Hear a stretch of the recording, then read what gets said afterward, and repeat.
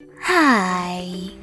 In front of me is TOSCIDO P101, and today I would like to show you how you can edit password saved in Google Passwords Manager.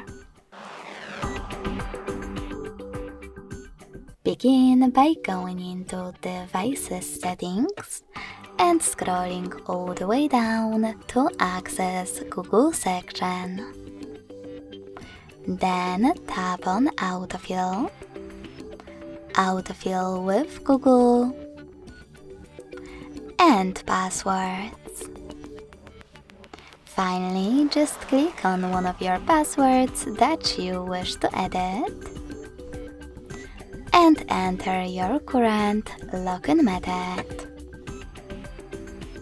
Then hit Edit button and change wherever you wish to.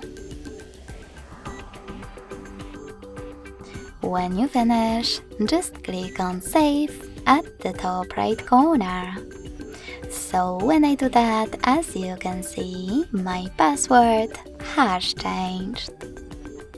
Thanks so much for watching. If you enjoyed this video, don't forget to leave a like, comment and subscribe.